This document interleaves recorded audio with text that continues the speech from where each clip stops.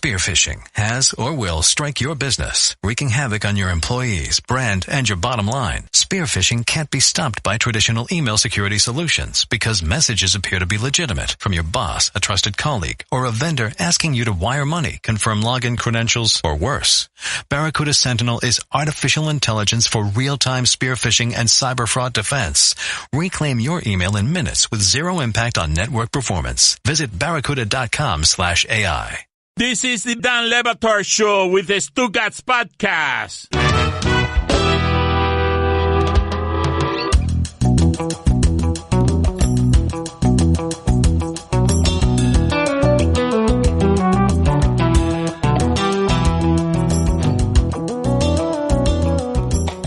If you are just joining us, my father was just yanked off the air for cursing. My father represents everything I hate in sports fans. He fires Eric Spoelstra after every game. He has spent, 18 months ripping Dwyane Wade on television in a way that no one can drag him off of, even as he gets free media credentials, season tickets from the Heat. He's always eating their free food. He's complaining to the owner of the team that the potato chips, the bag has too much air in it. Right. That's a thing he actually did. I'm not making that up. It's a fair complaint, I mean. I love seeing your dad at a Heat game wearing a media credential, haunting the room with free food. Yes. It just delights me every time. Guillermo, can you put it on the poll, please? Is it right that my father asks the owner of the Heat or complains to the owner of the Heat about the air in the bags of potato chips that he gets for free at Heat games? Why do you think they call him Mickey Harrison?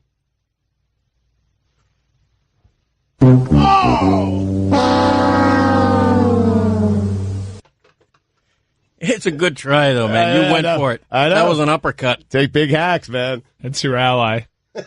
Congratulations on your comedy ally there. I liked it, man. If I had the controls, I would have given myself the laugh. I got to be honest with you. But I don't. And that's the reason why. So we're going to celebrate Dwyane Wade around here today because Miami got a throwback game last night. And if you have ever known in sports the idea of a personality growing up in front of your eyes, going from taking loans in college to pay for his diapers and seen that man grow up through divorce, through marrying a starlet, through writing a book about raising boys and being a father, and so through social causes, through charitable events in this city, nobody in the history of this town, not even Dan Marino, has meant more to the sports connection of this town than this man who won a championship by himself and then brought his buddies over here to make them the biggest thing in sports. And now he returns, and last night he goes out and he gives you a country western song. Chris Cote put this together, but if you're moved by country music, and many of you won't be moved by any of this,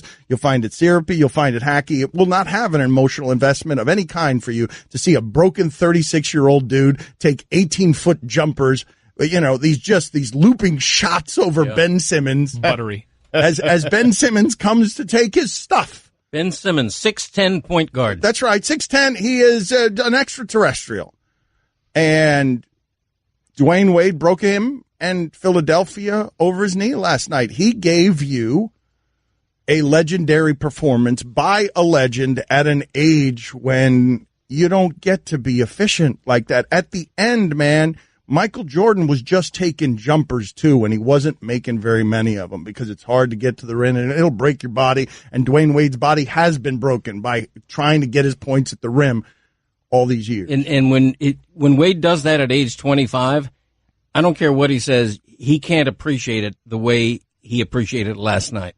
Well, of course not. He doesn't know how many of these he has left. That's right. I mean, any one of these could be his last Well, but one. I didn't know he had this one left. Right. I thought he had a shot, not a game. I thought he had a moment, not a game. Maybe 5 minutes down the stretch I of a game. did not think he had another game in him. He broke the Sixers. They were coming back. The Heat were scared. The lead was leaking. He's the only guy in the building who knows. Who knows? He's the only guy. You're right. There's nobody there. There's nobody else there. Nobody. And he's been disappeared. there. And he's been there countless times. Whiteside, their max player, bench, get out of here. Dumb fouls all over the place. You can't handle this. Go away. Winslow trying his best on defense, but his only 2 points are thrown hard against the backboard, and he's so happy he starts flexing because he's got no touch. Dragic, their all-star, hampered by knee tendonitis and foul trouble. And the process, the team that represents youth in that sport, here comes next. There's nothing better in sports, is there, than what Philadelphia has right now, which is seeing a guy or a team grow up, seeing the pain, seeing the breaks, seeing the losses, and then seeing it mature into what you thought it was. Philadelphia is coming for that. Dwyane Wade's known it. He's lived it. Mm-hmm.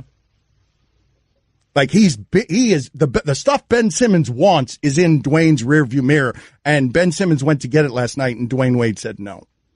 Not yet. Not yet. Not yet. I'm going to still. You're going to bring your long ass out here to guard me on the perimeter, and I am going to have to hit whatever, those Mo Cheeks and Moses Malone banners or whatever. I'm going to have to throw the ball up there to make it to go through the basket. But I'm going to. That's a young Philadelphia team, even if Ilyasova and Bellinelli are out there rotting. Oh, my God. I mean, what a core. Embiid, Simmons. If Fultz turns out to be the player who had the triple-double at age 19 a week ago, what a nucleus. Right. Plus more picks, more assets, and they have Covington as well. Very good team, man. Yeah. And Dwyane Wade went in the Wayback Machine last night. Such a great night for Miami. Such a great night for Wade. 26 minutes. Mike, how sore do you think Wade is today? From the game or the sex? Hi, everyone. Stugotz here. Support for the Dan Le Batard Show podcast comes from our friends at Rocket Mortgage by Quicken Loans. Chances are you are confident when it comes to your work, your hobbies, and your life. Rocket Mortgage gives you the same level of confidence when it comes to buying a home or refinancing your existing home loan. Rocket Mortgage is simple, allowing you to fully understand all the details and be confident you are getting the right mortgage for you. To get started, go to rocketmortgage.com/Stugotz. That's rocketmortgage.com/Stugotz, Stugotz. Equal housing lender, licensed in all 50 states. NMLS consumeraccess.org number 3030. Dan Le Batard. Greg, are you going to say anything? Or are you just going to sit there checking the internet? When I have something to say, I say it. What I was thinking of as you said that was that I think Black History Month is also split into 2 half months, which is terrible. That's not true. It's the not first true? half and the second half of February. There you go. Right. Stugotz. No, it's February into March, isn't it? No, it's February. No, it's Hang on. Good contribution, though, when you decided to talk. That was good. Black History Chris, Month. yeah, you're, Greg. I'm like a dog with a bone on this. I'm wrong. Okay. This is the Dan Le Batard Show with the Stugotz on ESPN Radio.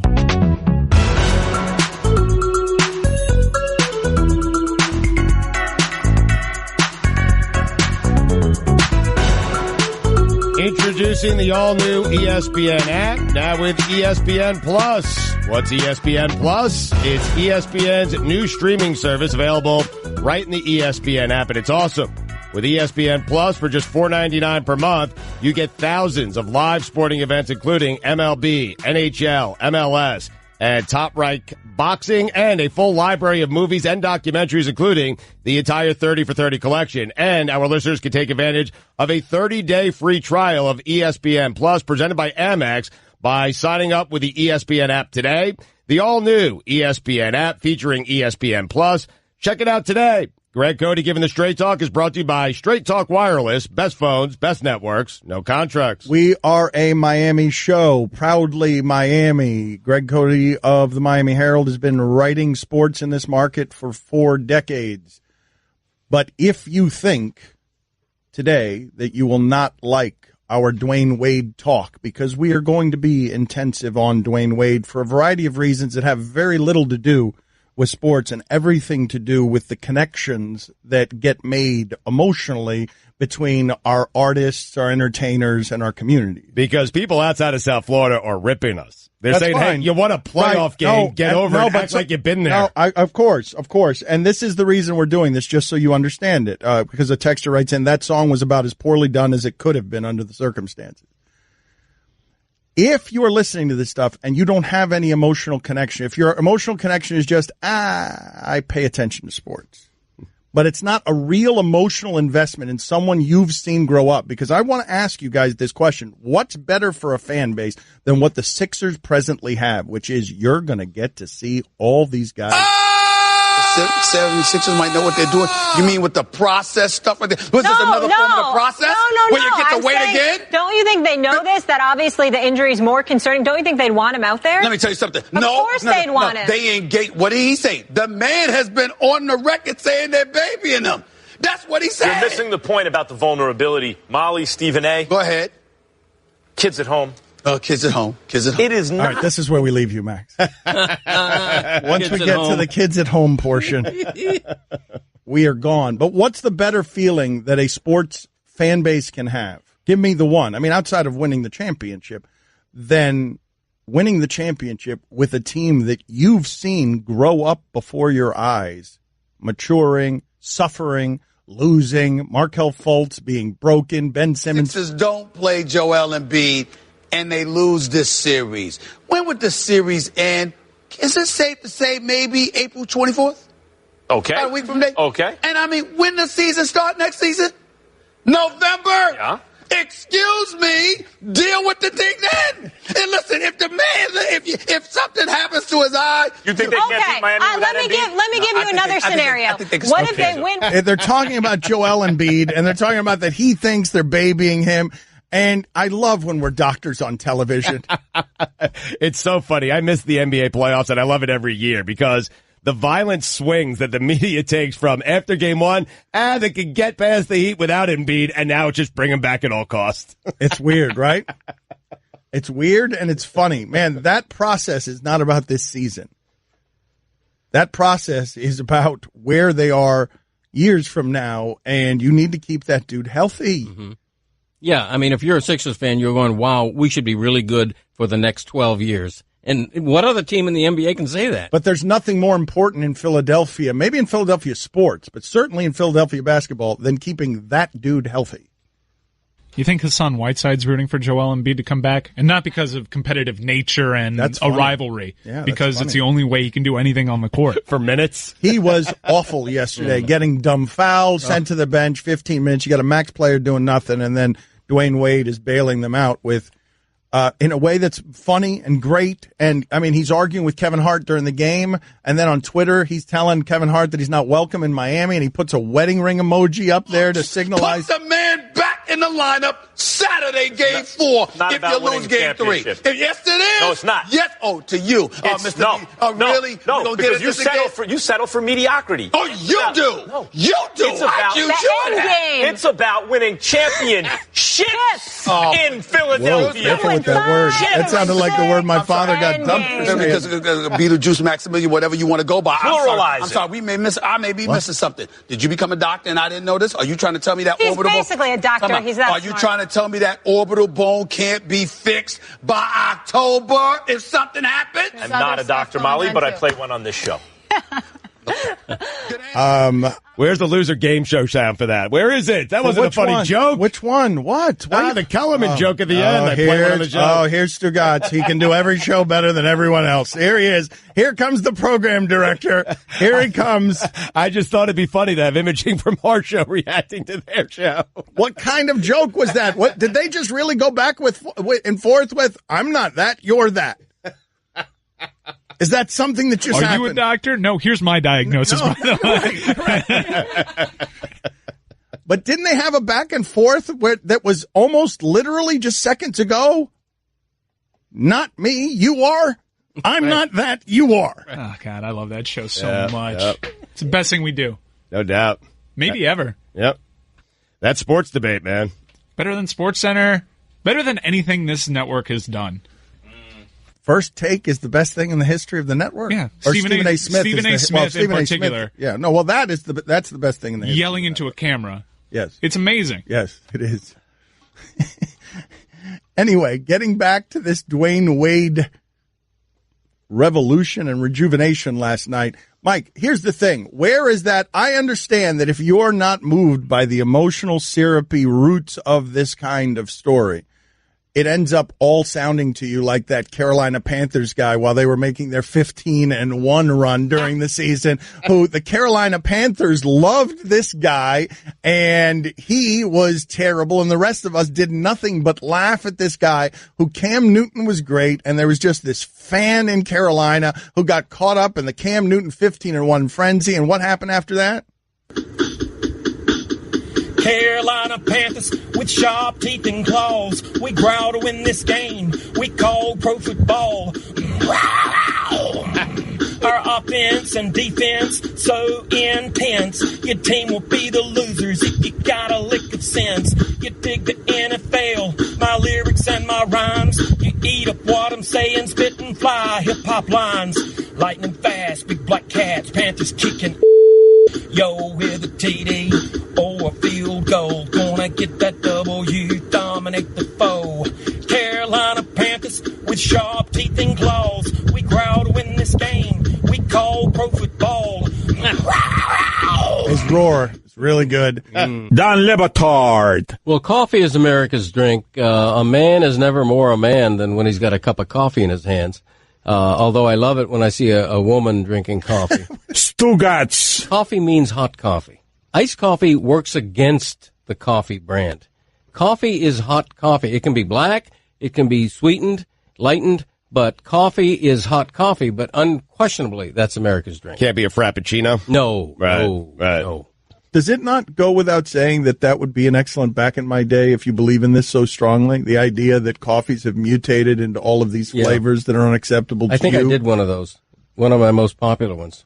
Coffee! This is the Dan Batard Show with the Stugotz on ESPN Radio.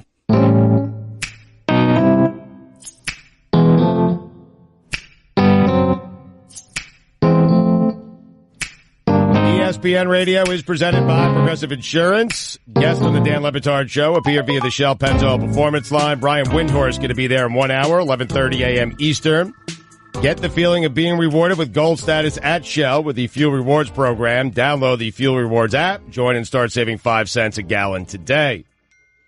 Here's your SportsCenter update.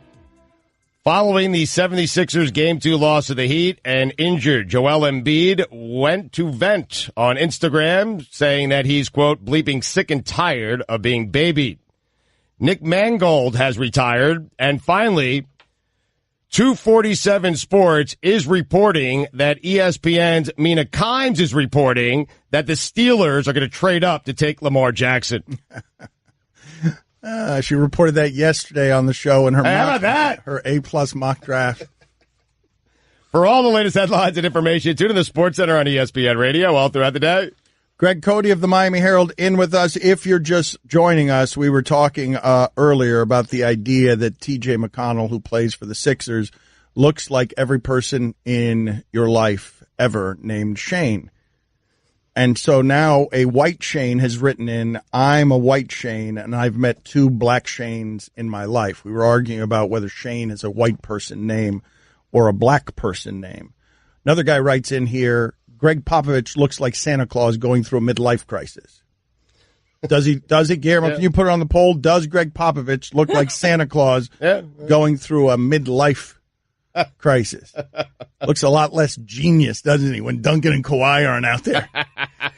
And he's running everything through LaMarcus Aldridge. When they're losing, he kind of looks like a crazy person. Yeah. The winning is such a shine. It erases everything, Mike. I mean, right? That Kawhi thing, though. I mean, he pretty much called Kawhi out in that post-game press conference. I know, but what they're saying is it's so funny about Popovich. Popovich is the guy from the Saw movies, man. He's just got titles and political opinions. But if he didn't have titles and political opinions, in fact, if he had no titles and the political opinions, he'd be the guy from Saw. Like, what's that guy's name? Crazy villain from Saw. Jigsaw? Or was that the puppet? What was the guy's name? I never paid attention to the plot. I'm checking it out. Why would you? Guillermo, put it on the poll. Have you ever paid attention to the plot of the Saw movies? Are there plots? Kind of. There are plots. Yes, there is a plot. It's all masterminded by that genius, Greg Popovich. So Greg Cote of the Miami Herald is in with us. And again, the thing that I wanted to talk about, because I feel like sports fans everywhere can understand this. Tom Brady, what is the greatest relationship in sports? Right now it might be Brady and Kraft, because the Patriots have gone to the extraordinary lengths of publicly saying Tom Brady can end his career the way that he wishes. They've said this on television, the Kraft family. And then they neutered Belichick by taking out Garoppolo, who we all think is good. Garoppolo would have been the future for 10 years at quarterback. It seems like they got rid of him just for Brady. The relationship that Brady has with that team, that city, that ownership group seems to be the most emotional you'll find anywhere in sports. They've seen him grow from 6th-round pick through the Deflategate scandals, through very few struggles. They didn't see him struggle very much. Jigsaw, a.k.a. the Jigsaw Killer, a.k.a. John Kramer. I want to know the best relationships in sports between athlete and city. Does LeBron James have a closer relationship to Akron than Dwyane Wade has to Miami? Now, he was born there, and he brought the only title in... Oh, no, I think Wade is much closer to Miami than LeBron is to Cleveland or Akron. Why would you think that? I don't know. Just Wade's been here for so long. He's won 3 championships. LeBron was born there, though. Yeah, but you know what, Dan? The place where LeBron was born, Dwyane Wade convinced them to leave that place and come down here and to win some championships here. I just feel like Wade means more to that city and has done more for that city than LeBron has done for his cities. I don't see how you're arriving because at that he left for 4 years, Dan. LeBron left for 4 years. There's a 4-year window. Wade left for two and went to school at Marquette. Yeah, but it was 2 years on the back end of his career. LeBron left 4 years in his prime. Man. Cleveland vilified LeBron when he left. When Dwyane left, you didn't see many jerseys burning. There weren't jerseys burning, but there were people plenty mad that he left for money. It wasn't like LeBron leaving Cleveland. Overwhelmingly, it was mourning in this town. Not anger. More than anger. That's right. That's towards Dwyane. And he was only gone for a year and a half, and it felt like forever. So what is it? So give me what you would nominate. Beyond Brady and New England, who is the athlete right now that has the deepest? Because Kevin Durant is now a mercenary. Yeah. Might have been Tim Duncan when he was active. Big Papi in Boston, even though he's retired, that's a great example, I feel. How about Drew Brees in New Orleans? A great one. Yeah.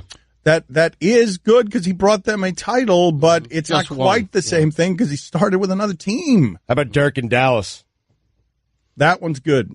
That one's good because he's taken all the discounts. He's now at the end. Won a championship. He's again, but it's 3 championships, and Wade brought the biggest thing in sports history to that time, to this. That was the biggest thing in sports from 2010 through 2014. Wade brought it here. Before that, he won a championship where that city council woman betrayed him by publicly. It's one of our favorite bits. We have told you before that the punchline to this joke is not Dwyane Wade, superior legendary athlete. It is a guy in a brown suit who is going to his job as an accountant with a briefcase. His name is Wade Jones. This is a city councilwoman celebrating Dwyane Wade, calling him on stage after the 2006 championship. She is introducing himself to the people they all know, a star in the making. Dwyane Wade had a Michael Jordan's type final, and this is how she introduced him to the cheering masses. He's calm, collected, has a will to win because his name, of course, is Wade Jones.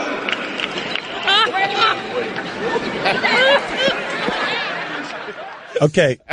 Wait, no, it's not silence. That's the thing. You say it's silence. It's not silence at all. We have listened to this 100 times, and the funniest part about it is not Wade Jones. The funniest part about it is the random, wandering, echoing who that is. Cent, 5 cent, 10 cent, dollar. Put it on the poll, Guillermo. What's funnier about that clip? The name being Wade Jones, Dwyane Wade becoming Wade Jones, or the thing that comes after it? Play it again, Mike. The wandering. Who's that? He's calm, collected, has a will to win because his name, of course, is Wade Jones.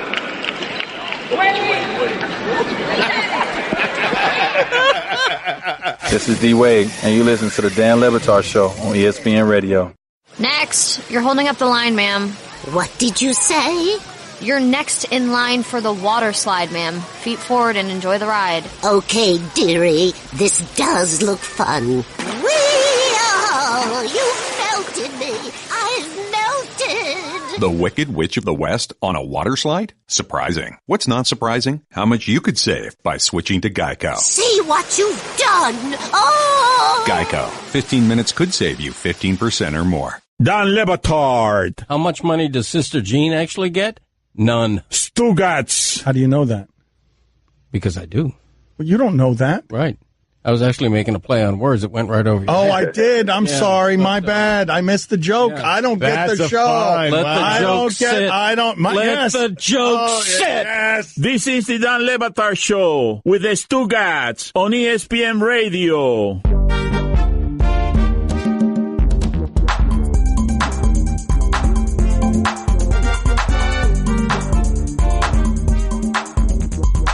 Guest on the Dan Le Batard Show. Appear via the Shell Pennzoil Performance Line. Get in touch with the show anytime to the 1-800-Flowers Twitter feed, at Le Batard Show, at Stugotz790, at Greg Cote. Surprise a friend or loved one today with a bouquet from 1-800-Flowers.com. When you order a dozen multicolored roses for just $29.99, you'll get another dozen absolutely free. Great deal, simple to order. Just go to 1-800-Flowers.com/ESPN. Greg Cote of the Miami Herald is in with us, as he is every Tuesday. He is hurt, wounded, bitter. He wrote to me this week. There was a lengthy, comprehensive piece on your show by Slate.com. It mentioned everyone who's ever been connected with their show and their mothers, except the show's only regular every week guest co-host, me. I kept reading and reading, nada. Didn't mention her mothers. Was my mom. Yeah. Well, I mean, Slate. I mean, I don't know what to say. It astonished me that I read it twice, and man, was it long. Good Lord, what an investment in time. But anyway, I read it twice, and looking for my name. I did see my last name because they referenced Christopher, and as well they should have. I guess during the interview process, my name never came up much. But you know, what is Slate anyway? I don't even know. It sounds like the the company newsletter done at the Quarry. Speaking of which, Fred Flintstone's boss was named Mr. Slate. So what I imagine happening here is that Mr. Slate dispatched Fred down here to do a big piece on the Le Batard Show.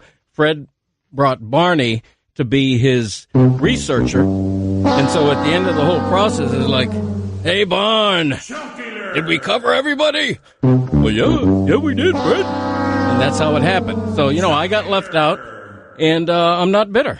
I move on.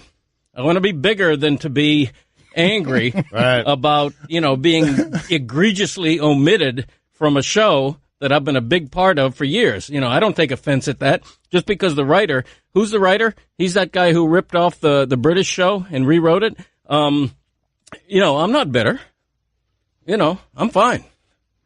I was waiting to see if you could save it, and you just did at the very end there, but it took a while for you to save that. At Le Batard Show, Cody, bigger or bitter? He wrote out a whole Flintstones routine. It was terrible. Awful. Should he be sent away 2 minutes, or has he taken enough shame? Has he taken enough shame? Because it is a little bit, and I told him I'd lighten up on this. It's not fair. Truth be told, a big article about our show with no mention of Greg Cote is not fair. Like that, he's right to be hurt by that. Thank you. Absolutely, yes. Yeah, he has every right to be hurt. Did anyone, because he interviewed everyone, did anyone mention Greg Cote? Apparently not. No, not at all. Oh. That's okay. I get it. I'm fine with it. Can we hear some more Dwyane Wade sound here, Mike? I just want to hear He didn't have to compliment me. He could have just said, I hate Greg Cote on Tuesday. He sucks. Who is that old man? You'd be it's just some sort of a mention. It's just some Did sort you of, read it or just comb it looking for your name? No, I just totally combed it looking for my name. And you saw it a couple of times, but it was only your son. I got my hopes up. And then it's like, damn it.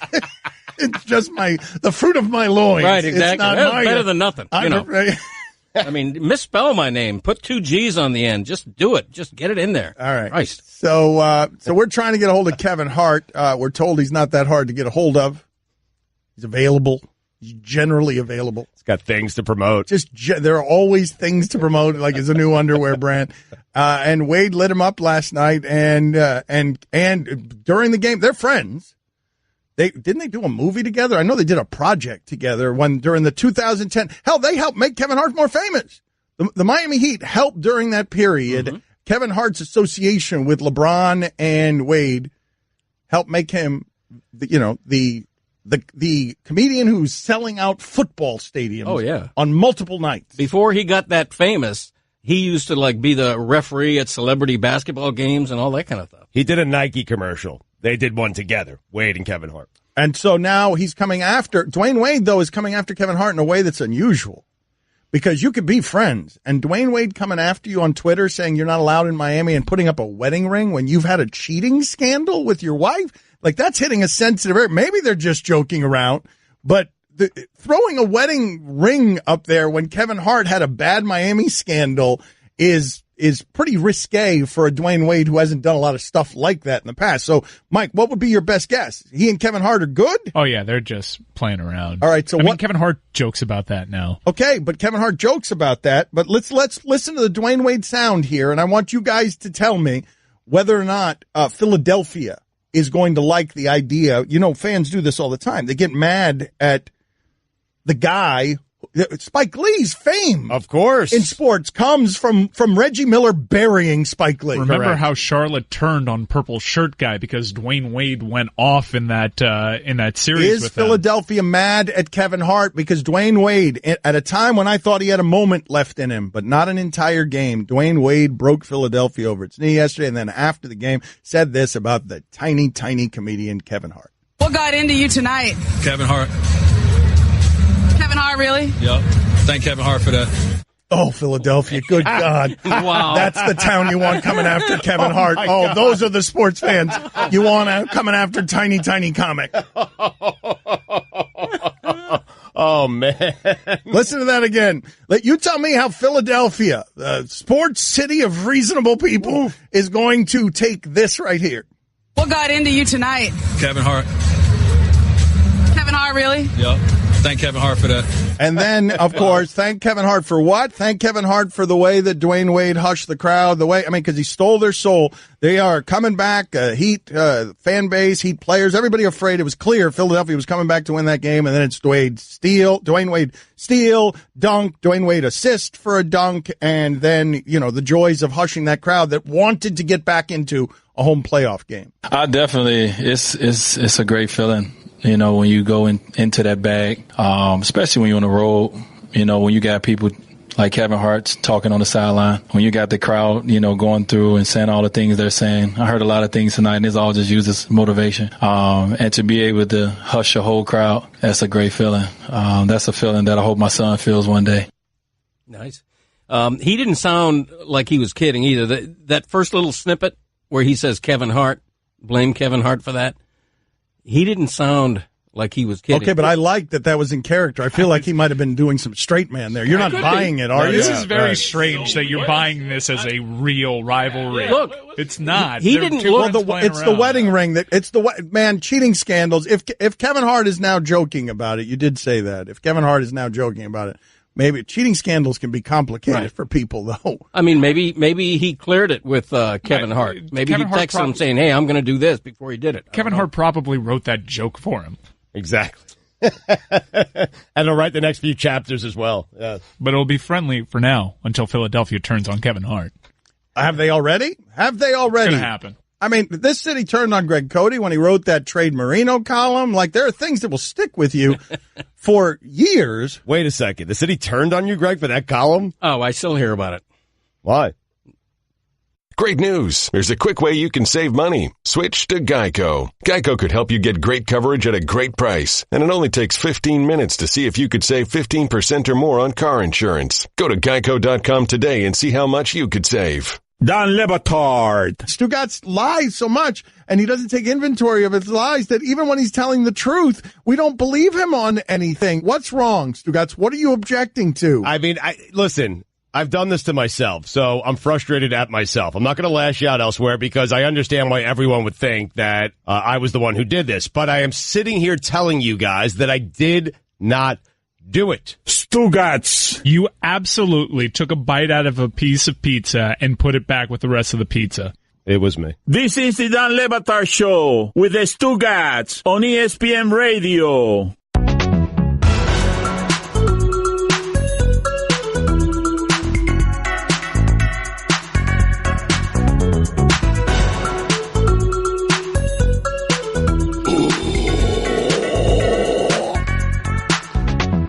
It's the Middle Hockey Guy. ESPN Radio is presented by Progressive Insurance. Insurance for cars, home, boat, motorcycles, yes, RVs, and commercial vehicles. At 1-800-PROGRESSIVE and Progressive.com. Guests like Brian Windhorst on the Dan Le Batard Show appear via the Shell Pencil Performance Line. Tune in today to the Stephen A. Smith Show as NBA Boo Don't Like That Commissioner Adam Silver will join him at 1:05 Eastern. And now, your Sports Center Death Metal update. Stanley Cup playoffs, yeah! Maple Leafs beat the Bruins to cut their deficit to 2-1. Devils, my favorite team, took out the Lightning, making their series 2-1. Hail Satan! Avalanche won against the Predators, sending the series to 2-1. That's par for the course, apparently. And the Sharks blew out the Ducks to take a 3-0 lead, killing them. Tonight, the Capitals, losers, take on the Blue Jackets, and the Jets play the Wild. And the Golden Knights look to sweep the Kings. Love Vegas. That's our team right there. That's Las Vegas team. Golden Knights. Send us stuff. Send us stuff. I want to wear Send us stuff, Golden Knights. And finally, 4 baboons collaborated to escape an enclosure at a Texas research facility that houses nearly 1,100 baboons used for biomedical research about chronic diseases such as heart disease and diabetes. For all the latest headlines and information, tune into Sports Center on ESPN Radio all throughout the day. Seems like that hurts, man. I was going to say, that's a workout. Well, there was a guy earlier in the show who gave me all of his bona fides on how much he loves the show and understands the show, and he's loved the show for years, and the Death Metal Hockey Guy is the worst character in the history of the show, and he has decided that he is the voice on this. You saw that? Yes, he's decided that, look, I understand what funny is. I get to decide, and Death Metal Hockey Guy's not funny. And I don't know whether he's funny or not, but he's invited here to do whatever he wants, whenever he wants. It's pretty grating. It is. He makes us smile. Yes. But the guy did it in a series of about 20 Yes, times. just his whole bona fides. Look, I know what's funny. So put it on the poll, Guillermo. Death Metal Hockey Guy. Funny or not funny? Just by last name alone, Windhorst sounds like a metal band. Going to see Windhorst Oh, tonight. that's Yes. a good game. Yeah. Do you want to play that? Last names in sports personalities that connote heavy metal music. I can't wait to see Windhorst tonight. Wasn't meant to be a character that would speak at, in larger doses. Right. No, it was meant to be a limited fake character that we have now, of course, as we always do, beaten into the ground. But I want to make fun of Cody here because there's something funny that Cody's totally forgotten. Greg Cote of the Miami Herald. Do you remember writing? Because you're always going for the joke. You can follow Greg Cote on Twitter if you want his jokes. Where can people follow you on Twitter? At Greg Cote. So Greg Cote's got a picture of a cork that reads 2014. Oh, don't go there. And a wine bottle. Oh. That reads by Wade. Oh. Allison was good enough to show me this because Greg Cote is going to eat some words right now. Oh. So he puts up a picture of a Dwyane Wade wine with a cork that says 2014. Do you care to tell the people before I nuke your entire world? I don't want to repeat the words I used because I regret that tweet. All right. Thanks for bringing it up. Was given bottle of Dwyane Wade wine, and we're about to taste. It's a 2014, so I guess we're toasting last year of his prime. Ouch. Too soon? And Dwyane Wade responded. Not last night, although then too. In real time, he wrote to Greg Cote, "Be prepared for my comeback, sir. Don't get in your feelings." Now, Greg Cote didn't say any of that. And hell, I wrote the column that ended Dwyane Wade's time here in Miami. So I can't be exonerated on this either. I'm pretty sure Dwyane Wade doesn't want to have anything to do with our show because of that column. You pushed him out the door, Dan. That column in the Miami Herald is reported to be the last nail in the coffin that got him out of here, because it was a column about Riley and him and their relationship. And I think that their people thought that Riley planted it when he didn't, but it didn't matter at that point. The relationship was broken. Going to see Van Exel tonight. Oh, that's good. Nick Van Exel. Doesn't, is it Nick Van Exel? No, it's Mookie Blaylock, right? Was it? It's Pearl Jam's original original Pearl Jam, name. yeah. Do people know that? Is that a thing that people know? Well, I think Pearl Jam fans certainly know that. I mean, Mike knew it, and he's not a big Pearl Jam fan. Did you know? No. Did you know that Pearl Jam's original name, put it on the poll, Guillermo, was Mookie Blaylock, the point guard. Way. Really? Oh yeah, that wasn't a joke. No, nobody was joking. Nobody was joking there. Gosh. No, the Pearl Jam. How ridiculous! Well, that is ridiculous, right? that the biggest, one of the biggest bands in the world would originally be named Mookie Blaylock. Can we go through the career of Mookie Blaylock right now? I would like to do that. Sure. To tell people okay. Let's backtrack for a second. You've got Pearl Jam. Yep. Pearl Jam is Rock and Roll Hall of Fame.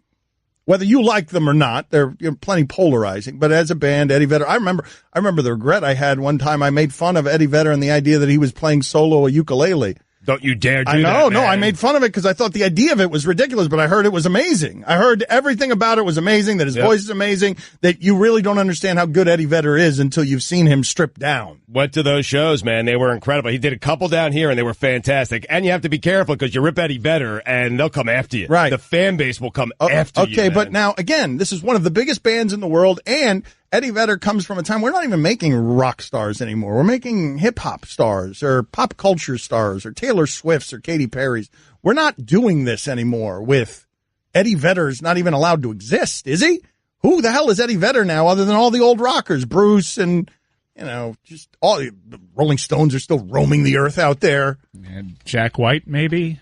Okay, yeah, that's a great one. Yeah. But he's also, I guess he's mainstream. Well, if I can just interject, it's reached a point where when there is a new, young, hard rock band, it's like, whoa, where'd they come from? Mike, have you heard of a band called Greta Van Fleet? Yes. That's an example of, they play like Led Zeppelin music, but they're all like 19-year-old kids. And they're getting a lot of publicity just for being out of the norm, because you're exactly right. Didn't they play Coachella? Robert Plant really likes them. Yeah. But think about this, though. So Pearl Jam. Imagine if I told you right now, hey, guys, did you know that the Beatles or Rolling Stones, did you know that in their original incarnation, they were the band Matthew Dellavedova? Because it's the Mookie Blaylock thing. Like, Mookie Blaylock was a pedestrian NBA player. One-time All-Star. Yeah, he was. Okay. Yep. So where?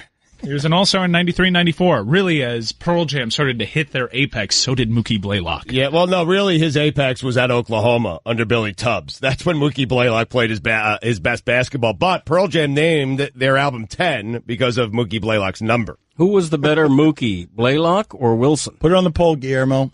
Excellent question. Wow. Better Mookie, Blaylock or Wilson? Is there another Mookie? I got 2 tickets to Mangold. Did you get 2 tickets to Mangold? Yeah, StubHub. They're awesome. great. Do you have any idea? Do you have any idea who's opening for them? Do you have anyone? Does anyone have any ideas who's opening for Mangold? Is it Whitehurst? Dietrich. Marlins second baseman, left fielder, Dietrich. I like their older stuff. Everyone in the neighborhood knew about Bobby. Bobby, the basketball boy, they called him. Bobby wanted to go pro someday, so he was always out in the driveway shooting hoops. But one day, his mom came out and told him, "Hey, your wife wants you to take out the trash." His mom was visiting, and Bobby was a grown man. He had kind of missed his window. Plus, no one had ever seen him actually make a basket. But on the other hand, Bobby had heard how Geico could save him money on car insurance, so he switched and saved. So, it was all good. Don Le Batard. What do you prefer, flat wings Or drumsticks, because I like drumsticks. I like drumsticks, too, yeah. Flat rules. Stugotz. If people do just drums, though, you'd think there's a bunch of extra flat wings just laying around, right? Right. Thank you. Yep. I think more people do all flats, though. Oh, Really? no, I think more so. people do drumettes. I'm telling you, more Wait a people do minute, the drumettes. I like drumettes so much more. In fact, I'd prefer to do all drums. Flatten it. This is the Dan Le Batard Show with the Stugotz on ESPN Radio.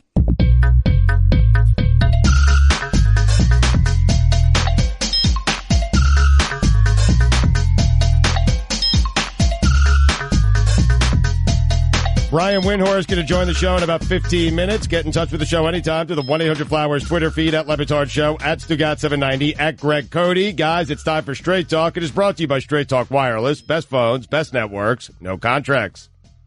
So because you can't have a thought in 2018 that's not attacked by somebody,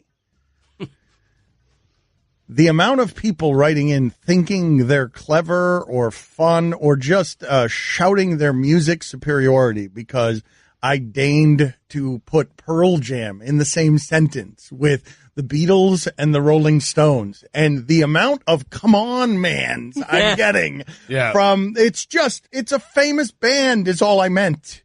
Right, but I mean, the Beatles are overrated, so that's not going to be a popular stance. They really are. The Stones are okay. They're not Pearl Jam. The Beatles I'm telling you, Dan, the most overrated band in the history of music. Wait a minute. Are you saying that you think Pearl Jam is better than the Rolling Stones? 100%.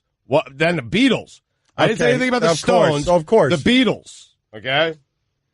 Pearl Jam is by far, Dan, by far, the better band. Get Bomani in on this. I guarantee you, because he's a music expert. Mike is a music expert. I guarantee Mike doesn't agree with you, and I love that it's your opinion, Bomani's, and Mike's is wrong. Okay, very good. Those are the three people who get to decide. The music was so basic. It really was. It wasn't very good. It's overrated. They're overrated. McCartney's terrible. He's a pretty great. I mean, what?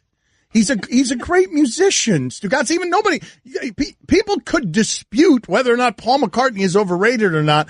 Nobody's saying he's terrible. Ringo was the star. They held him down. I'm telling you.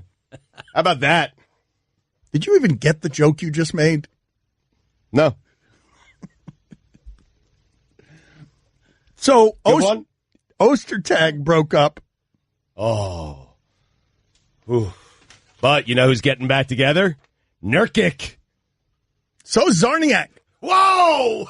I saw Dragic open for Iguodala, and they were fantastic. Dragic is a good one. Perfect. I think Iguodala should be opening for Dragic, frankly. Shouldn't Guillermo put it on the poll? Should Iguodala be opening for Dragic? Yes. Dragic has to be the main actor. They've got to be the headliner. Yeah, I thought it was a weird bill as well. Thank you to all of you who felt the need to just inundate us with Mookie Bettses. Yes, there is another Mookie other than Wilson and Blaylock. Ooh, Mookie Betts. How many Mookies can there be out there? And just like we were talking about earlier, there are no black Shanes. There are no white Mookies, correct? Yeah, I can't think of one. I'm just saying, I couldn't think of a lot of Shanes, and then some people, like some guy wrote in, hey, Dan, there aren't any black Jessies, and then you can come back with Owens, and then you got to move on.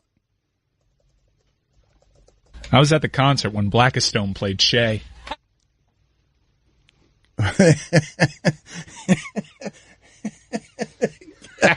Kevin Blackistone tore through the 90s, like a close rival to Motley Crue.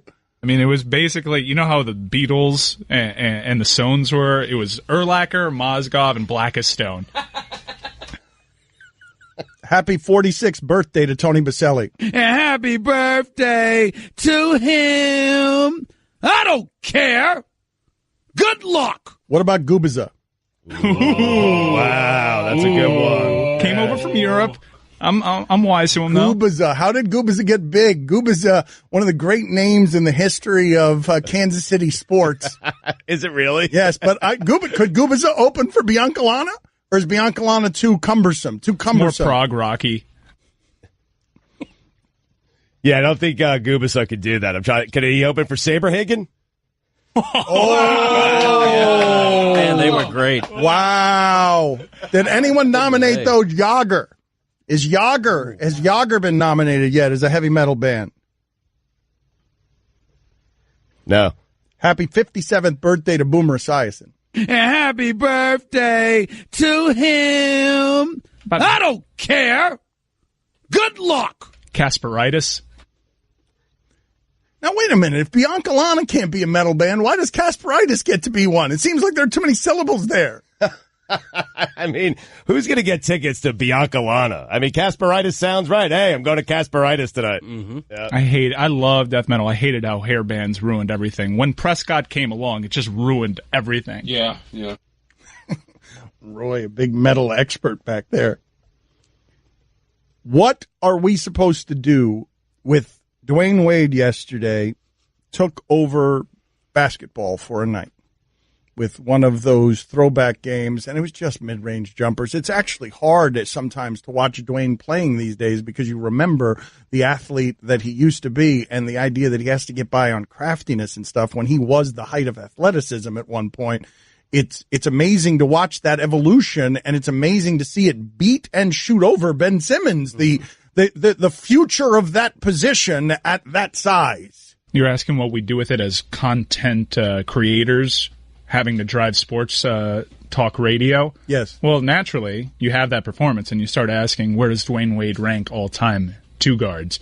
Because a lot of people have him above Jerry West, some people have him below. Well, didn't yesterday with some of the baskets he made, didn't he? Where did he pass Larry Bird? He passed Jerry West. He passed Jerry West in some categories, or a category. Yeah, all-time playoff scoring. He passed Bird. Who was okay, so let's do this. As the national and international historic reputation, who's better? Put it on the poll, Guillermo. A serious sports poll. Dwyane Wade or Larry Bird? Go. No, we're losing that one. Yeah, we're losing that one, Heat fans. Yep. A tough one. Not winning that one. Yep. Another thing, Kobe is looked at more fondly than Dwyane Wade in history. But when you look at the stats, especially the efficiency and the advanced metrics and the counting stats when it just comes to defensively, what kind of player? And I know Kobe at his prime was a great defensive player, but Dwyane Wade... Doesn't Dwyane have more blocks than any guard ever? Yeah. Yep. Most block shots by a guard. I'm putting those careers next to each other, and I'm asking you in the audience, Larry Bird, Dwyane Wade, choose. I don't think that's an easy choice. Like people might lose that because of the mythology around Larry Bird. Well, that's why, Dan. Wade. I think Wade is actually the answer, but everyone's going to go with Larry Bird. Okay, that's fine, and they can go with Larry Bird. But I'm talking about. I'm doing this off the top of my head. When I think of those two careers, and my eyes might be lying to me, I think of Dwyane Wade as every bit as good as Larry Bird. Larry Bird was more of a novelty because he's the white guy, but we remember something different about Larry Bird, which is crazy shooter, and he never made 100 threes in a season. Like they've revolutionized what crazy shooter means in that league. The evolution makes it so that Larry Bird as a shooter is less special than he would be in today's game. But obviously a different time. I think at the time, Larry Bird, a 6'10" forward, was hitting a lot of threes for a guy at that time. Correct. He was a pioneer for sure. Wade's number 2 all-time for a guard. Jordan's number 1, but Wade is number 1 for guards 6'4" and under. In fact, number 1 overall for players 6'4" and under. Yeah, Bird was a bigger star nationally, I think. He helped define the NBA for a period. Hold on a second. I'm not talking about symbolism definitions. I'm talking about who's better. I'm not talking about emotions. I'm not talking about I'm legend. I'm not talking about myth. I'm talking about look at the numbers and don't tell me who. Do it like a taste test. Don't tell me which one's which. Look at the numbers and tell me who's better. I don't know the answer to the question I'm asking. I mean, 50% from the field for his career, Larry Bird. Dwyane Wade, 48. I mean, I'm just looking at some of the stuff that you like. Bird's obviously, I think, percentage-wise, a better three-point shooter. Points, slight edge to Bird. I don't have any of that plus-minus stuff, though. I don't know about that. Well, you'd also throw in 3 MVPs for Bird and none for Dwyane. Mm-hmm. That's a pretty big one. That is Straight Talk and is brought to you by Straight Talk Wireless. There's that. There's that. Sorry, Dwyane. Yeah. Love your wine. Yeah, loved your wine in 2014. So it's settled. It's Bird. Don Le Batard. Our show's brown. We got Guillermo, Mike, and I are brown. Roy is black. Stugotz, Chris, and Cody are white. So our median is brown. Stugotz. And the brown guys, when you pronounce it Laraniega with the Enye, which is just a bit of pandering that he did here, the brown guys make the faces of people who are smelling something bad. Why? Because it sounds ridiculous, first of all. Really? Yes. Well, but it sounds doubly so coming out of your mouth. Larynjega. This is the Dan Le Batard Show with the Stugotz on ESPN Radio.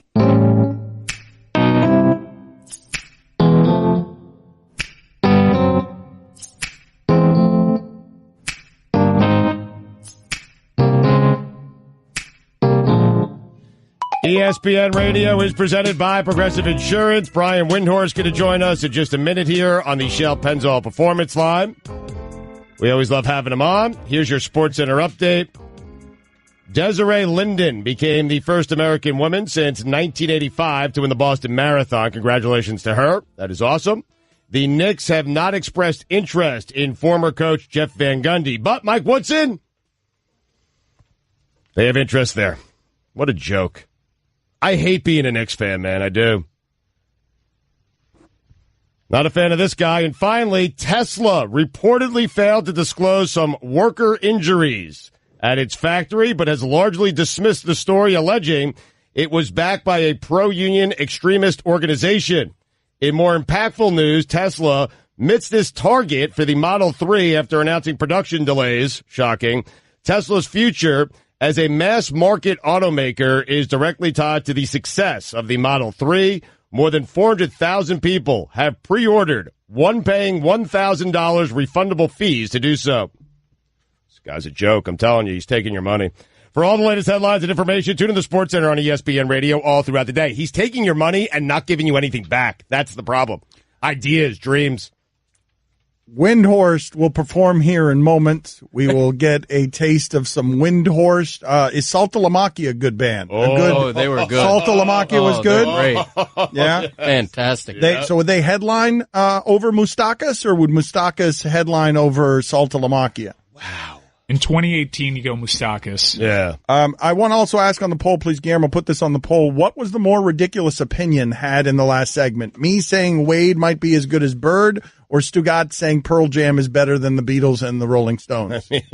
I said the Beatles, not the Stones. I'm not certain about the Stones. No, you did. You're still, okay, the jury's still out on that one? Yeah. I mean, the Beatles are overrated might be the most cliched take in the history of opinion. Well, listen, I was the first one to say it, so everyone's following me, okay? So, I mean, same thing with Windhorst here, okay? I was the first one to say LeBron James, Kawhi Leonard, they are together. Their off seasons are tied together. Then I heard Windhorst say it the other day. Amin sent it to me, and now I'm thinking about suing Windhorst because I own Windhorst, just so you know. Any conversations about LeBron, Kawhi, free agency, playing together next year, I own those conversations. Windhorst, he was threatening to sue you by text yesterday for taking that Kawhi Leonard LeBron story, whatever it was. Stugotz was threatening an in-house lawsuit. I heard that he came up with the concept of having a show in a barbershop, too. And he's involved in those lawsuits as well. Ooh, Windhorst, they don't have any time. What are you reporting exactly, though? Because Stugotz did say, as soon as all this started happening, hey, LeBron is going to get Kawhi. I'm not bringing out a measuring stick on this one, but this has been something that's been talked about for weeks. Just because it got blasted out yesterday, I can't help it. But we've got two parallel universes happening in the NBA right now. We have the playoffs that are going on, and they're very important, and we're our daily focus. And then we have this coming off season where LeBron's going to be a free agent, and Paul George is going to be a free agent, and Kawhi Leonard may be on the market, and the Philadelphia 76ers have this beautiful, glowing trove of assets that they have, including the Lakers pick, which is the 10th pick, which everybody seems to forget that they have that. If it pops up into the top three, it may go to Boston, but probably not. And so not only are the Sixers a team that has a great-looking future, this summer they have salary cap space and trade assets and that lottery pick and their own first-round pick. They could make a trade offer for just about anybody in the league. It's just the perfect way for him to age, Brian. To stay in the East, do it with the best young people, and see if you could go get Golden State in the finals that way. I mean, I don't know how much you want to get into the nitty-gritty of this, but Kawhi Leonard, even though he's under contract for next year, if he'd like to be traded, he can control where he goes. Because with only 1 year on his contract, a team is not going to give up everything for him unless they know he wants to stay. So he could choose where he wants to go. There are also people who would argue that if the Sixers were able to put together a trade that could get Kawhi Leonard, that they wouldn't even want or need LeBron James. That having LeBron and Ben Simmons on the same team is a duplication, and that having Kawhi and Covington and those other guys potentially, and Embiid, of course, is the championship team that they want. But there's also the possibility that Kawhi won't want to go to Philly, that Kawhi will want to go someplace else. There's a possibility Kawhi could want to go to Miami. And that's really what the Heat need. The Heat are in a position where they're capped out and they don't really, they're out a couple of first-round picks. What the Heat need is what happened with last year with Chris Paul. And that was Chris Paul going to the Clippers and saying, you're going to trade me to the Rockets, or I'm going to walk away from you for nothing. And the Clippers had to make a trade. It was not a great trade. It did okay, but they got worse as a team because of it. But they had, frankly, a proverbial, gun to their head. LeBron and Kawhi Leonard have the same cards they can play. People don't realize this. LeBron has the Chris Paul option in his contract. And unlike Chris Paul, who had to leave a lot of money on the table, LeBron's option next year is about what the max contract is. LeBron could go to the Cavs and say, trade me to this team, or I'm walking away from you in nothing. And the Cavs would probably have to do it. And so it doesn't just have to be a team with cap space that goes after LeBron or Kawhi Leonard. So that's all that's happening now, and that's all the subplot. And the Sixers not only have this incredible team that has a chance to get to the finals, they have a wonderful, incredible window to add to their team this summer that potentially sets them up to be ahead of Boston and those other teams as the Cavs graduate out of their competition phase. What did you say about Kawhi Leonard? Say it again. Coming to Miami? One more time. Say it again. What? That somebody at some point is going to want to play for the Heat again, and that's really what the Heat has to hope for. Yes, we'll take it. We'll take it. Somebody eventually is going to want to play for the Heat again. We'll talk to you next segment. Don Le Batard. I love me some doctors. Have a lot of respect for the medical profession. Stugotz. Except chiropractors. This is the Don Le Batard Show with the Stugotz on ESPN Radio.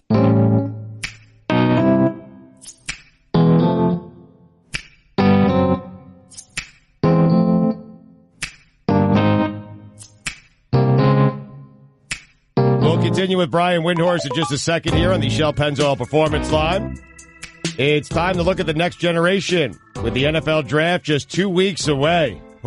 2 weeks away, Michael. We can report that nothing has changed at the top of both Mel Kiper Jr. or Todd McShay's big board. Oh, give it a week. Exactly. Wait, what's today? Tuesday. Give it till tomorrow. Oh. Wednesday. A boy can dream. Oh, man, I'm so excited. Anyway, for the Cleveland Browns, at the number 1 overall pick, how about this? Mel has Josh Allen. Boo. While Todd has Sam Darnold. Yay! The next generation is brought to you by the Home Depot. The next generation of home improvement with everything you need to do projects smarter. The Home Depot. More saving, more doing. Brian Windhorst resumes with us here. Did you think, Brian, that Dwyane Wade had a game left in him? I thought he had a moment left in him. I did not think he had a game left in him. Yeah, I agree. I thought, the Heat play so many close games. I think 1 out of every 4 or so, like 1 out of every 3.8 of their games this year was determined by one possession. And so I was thinking, look, there's going to be a handful of close games in this series, and Dwyane is going to be there at the end of one of them. The guy made everything. He was at the top of his game last night. I don't know if he can do it again, but it was so fun to watch. It was so fun to see him staring over at Kevin Hart.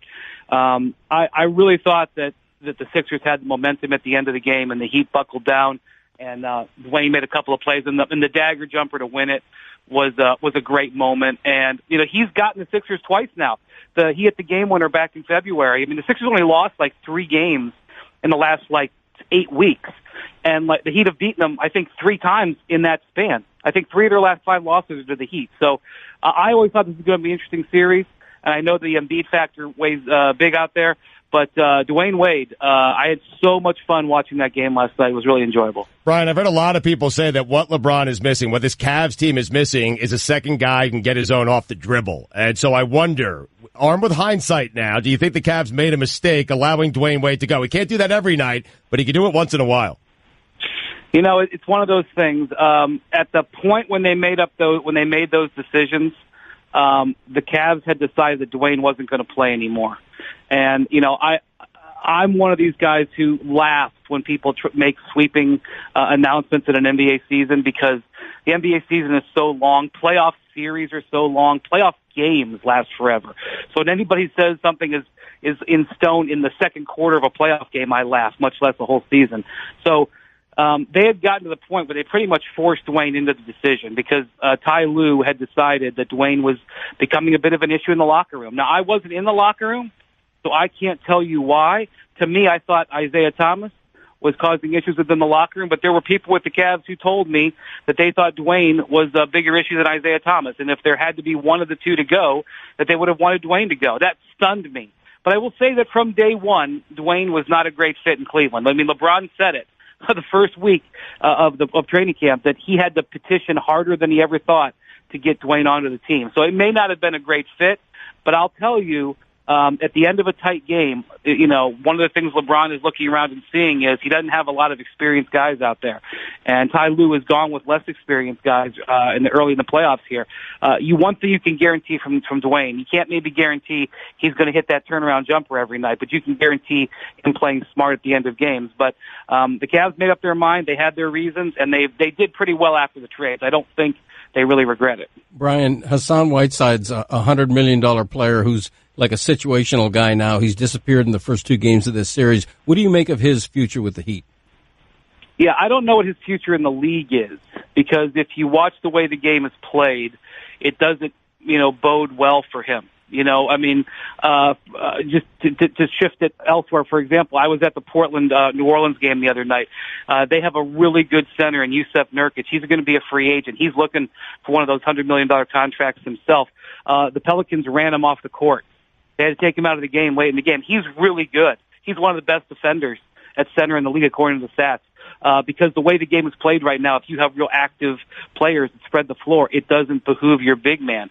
You have to be a really athletic, nuanced, forward-looking player to survive in a center in this league, and that is not the way I would describe Hassan. He's attitude challenged at times, and so it's a problem. And I understood why the Heat gave him that contract a few years ago. If they didn't give it to him, I think the Dallas Mavericks were ready to. It wasn't like he wasn't valued at that money.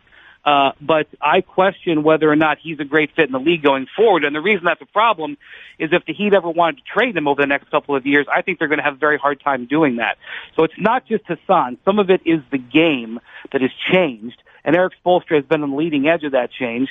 And it's how Hassan doesn't necessarily agree or understand the way the game has changed. Pablo, can you think of another real-time evolution in basketball like that, where you go from 1 minute to the next, and the way that you were playing post-basketball, Hassan Whiteside, at any time in history, you get the 7-footer. You want the 7-footer, except for right now. When in real time does evolution like that ever happen in sports in a way that we can all see without checking ESPN, what used to be ESPN Classic? It does feel like Hassan Whiteside, his skill set just isn't relevant anymore.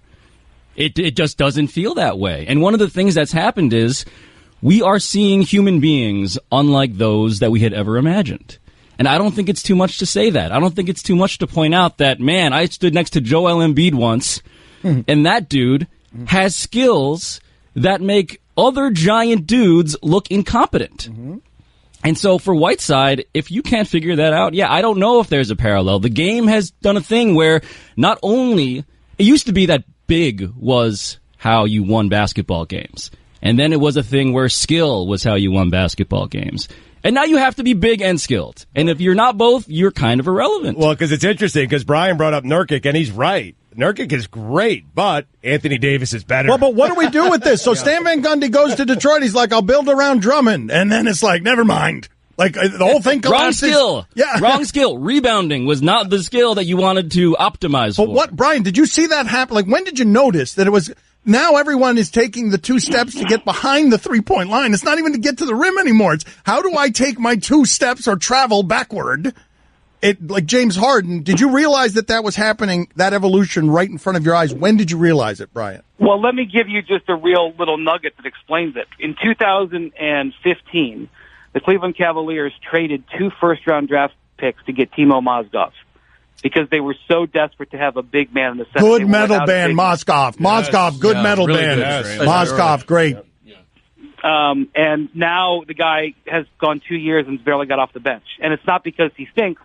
It's because the teams he plays for don't want to play that way. And he did. Well, I will say this about Hassan: he got paid.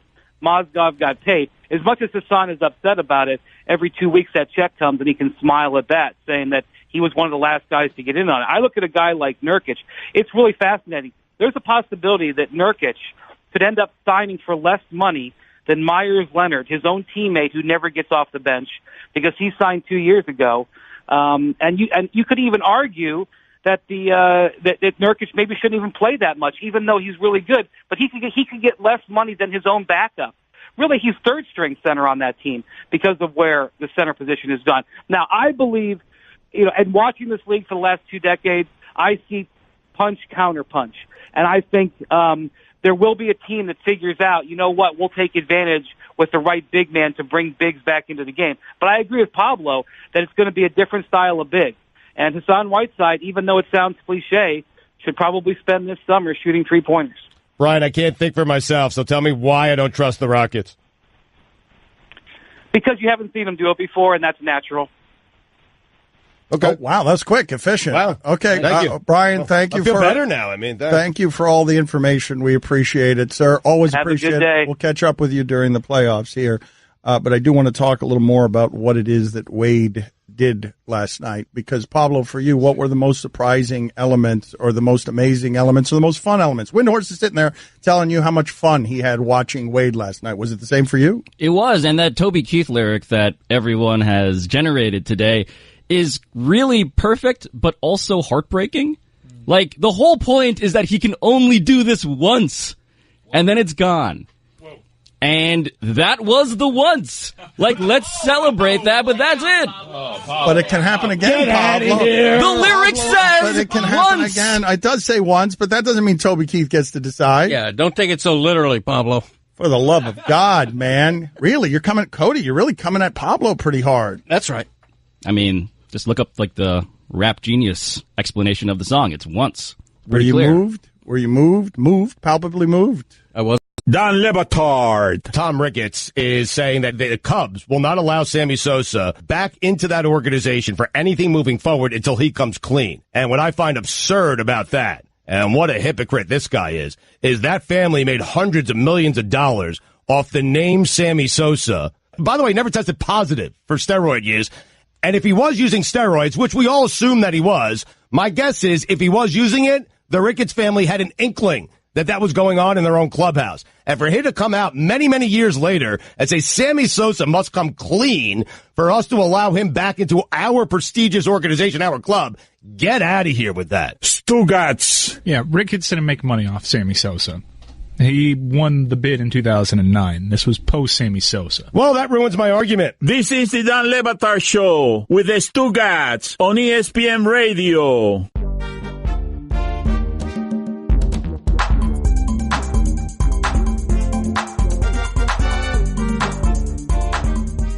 ESPN Radio is presented by Progressive Insurance. Guest on the Dan Le Batard Show appear via the Shell Pennzoil Performance Line. Tune in today to the Stephen A. Smith Show as NBA Commissioner Adam Silver will join him at 1:05 Eastern.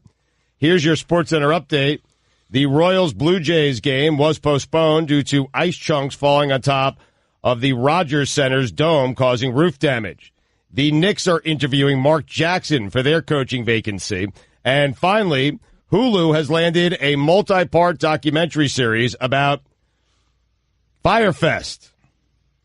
This series aims to uncover the truth, though a series of in-depth interviews from inside sources that range from local Bahamians, stranded festival goers, vendors, and investors. In addition, the docuseries will include hours of exclusive, never-before-seen footage, leaked documents, emails, and recordings.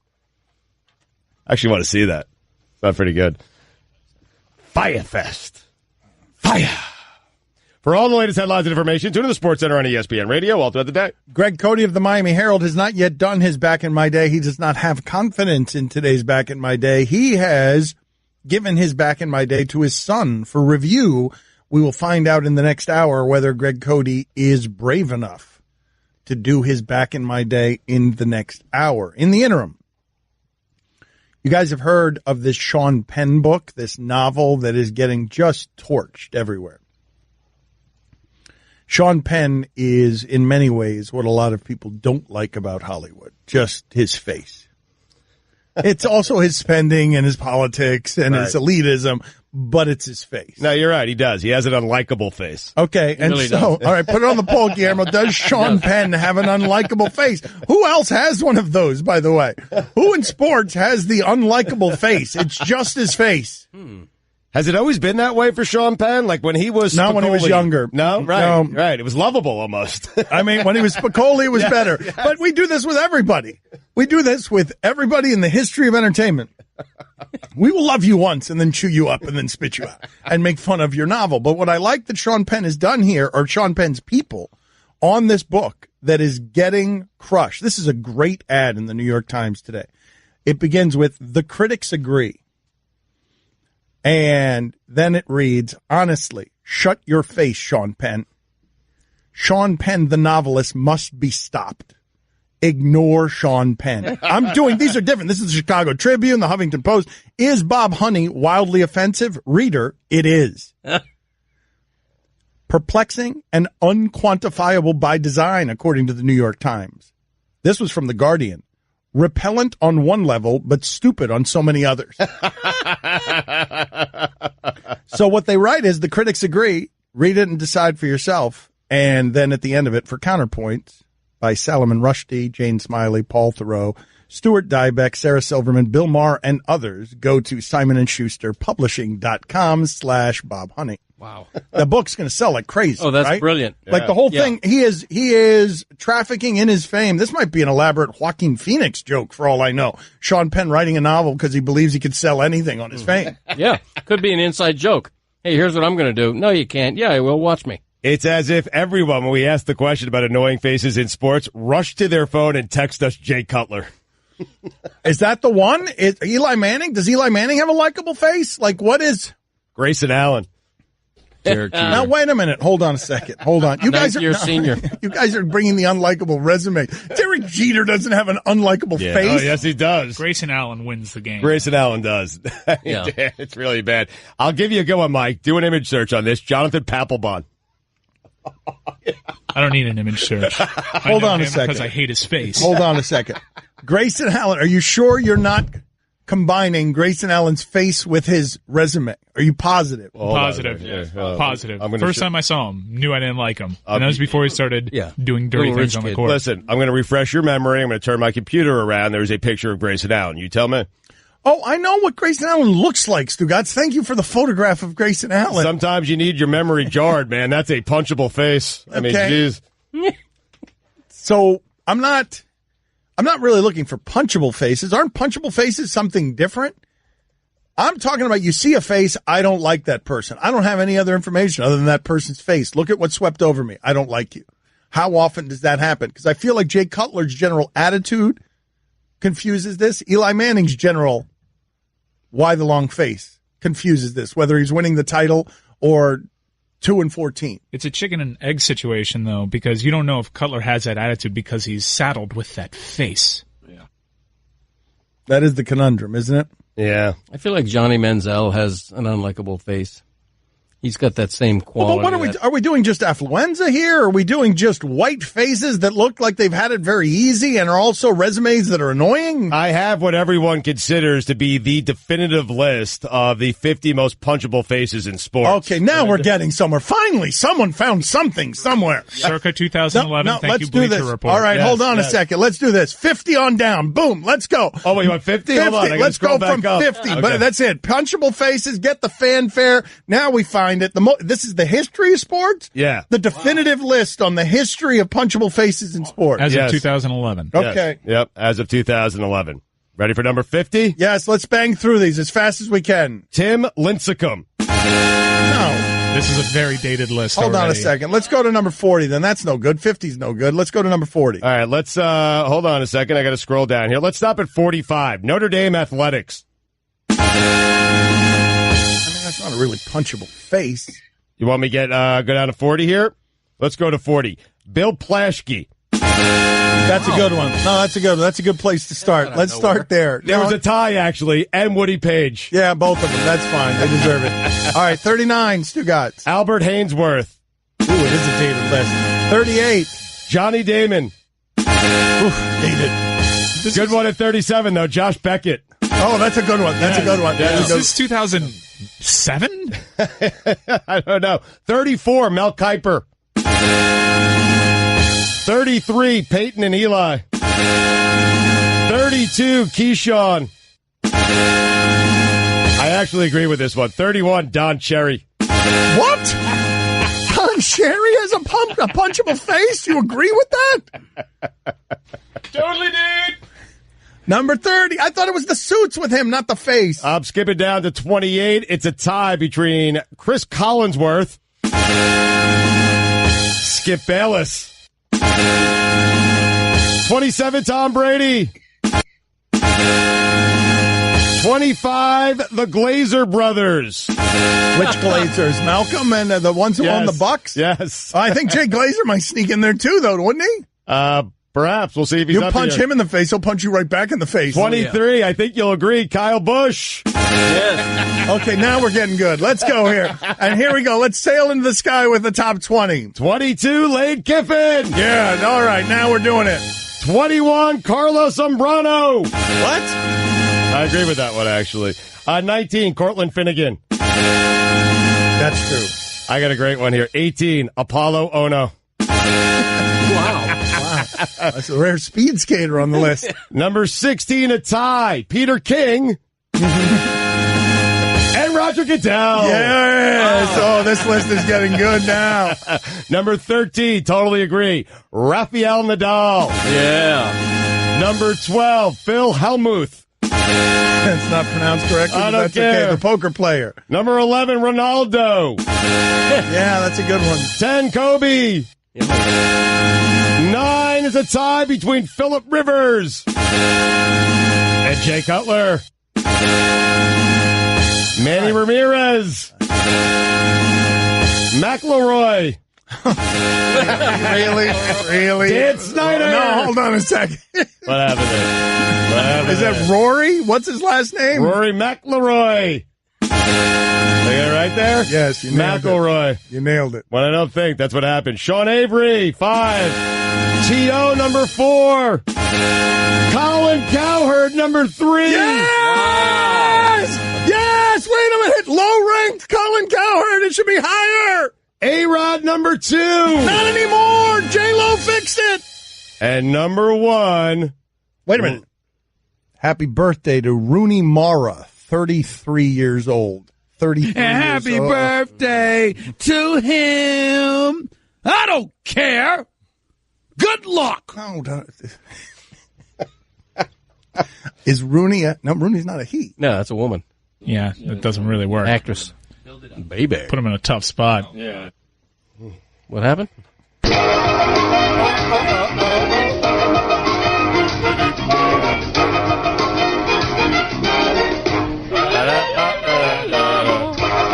Brian Kelly's got to be in the top 50. Rummaging. No? That's Notre Dame Notre Dame Athletics. Athletics. I think it's a funny one, actually, Notre Dame Athletics. Why isn't Duke on there? Tyler Hansbrough got a punchable face. Tyler Hansbrough. Yes. He also looks like he combat rolls when he's playing paintball. Here we go. What's your go-to food if you haven't pooped in a while? If you do not know what it is that we are doing right now, whenever the pyramid music plays, we go to the magic creative content. We have to stop everything we're doing and answer the question. It's not really a food, but it's a drink for me. Sunny D. Really? Yeah, Sunny Sunny D. Delight. I also have a beverage, a big glass of apple juice. Oh. You have Cody? Bacon. Bacon. Oh, it greases it right out, baby. Cent, 5 cent, 10 cent, dollar. It's as if he was waiting for that question his entire life, man. We found his wheelhouse. And he's right. What's the most unlikable face in the history of sports? Oh, you wanted it? Did you forget? LeBron James.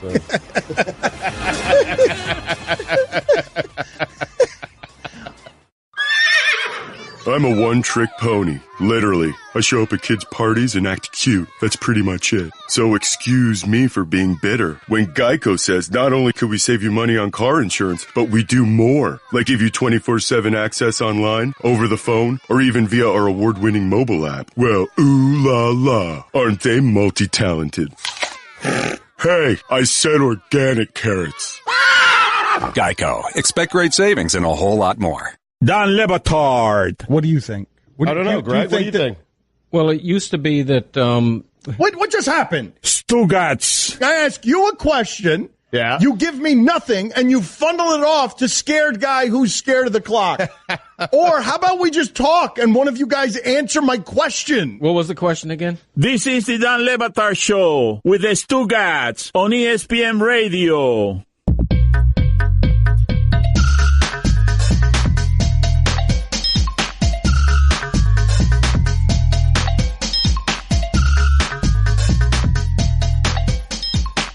If you missed any of the show, you can listen to all 3 hours of the Dan Le Batard Show on demand in the ESPN app, plus our Miami only hour that airs before the show. And now you can subscribe to our best of podcasts. It's all available in the listen tab of the ESPN app. Texter writes in, that list was very dated. You, Le Batard, clearly have the most punchable face. Speed bag jowls. You are correct. Joel Embiid, what do you make? What do you make of Joel Embiid saying he's, quote, bleeping sick and tired of being babied? You have a 7-foot extraterrestrial with a skill set unseen in a body of that kind. They have been very careful with him. Right. They should be. If he is healthy, he will be one of the 10 best basketball players to have ever played. I agree with that. They've been saying forever, trust the process. He's been saying forever, trust the process. You don't stop trusting the process because you lose a game to the Miami Heat in the first round of the playoffs. Like, he's hurt, man. But he's hurt, but he wants to come back, and the hurt is to the face, which is a different kind of place to have the hurt. Guys can play through face stuff all the time. Are you worried about a re-injury of the orbital bone? What are you worried about? Because this isn't a knee. It's not an ankle. Right. We're not doctors. But, Dan, I think it was concussion stuff. I'm checking on it. That's what I'm talking about. No, but he passed the concussion protocol. I know he's out of protocol, but, I mean, they're taking their time with a guy that they value very, very much. I understand. He's a competitor, wants back in the game, but the Sixers have done it this way for quite some time now, and it's working. Yes, but the thing about this one that makes it different is I believe the entire audience would say, of course, macro over micro, long-term over short-term. His long-term health matters more than anything in the now. But the face changes it. It's not an ankle. It's not a knee. It's not a hip. It's not something. It's just the face. Right. Like, so what are they protecting?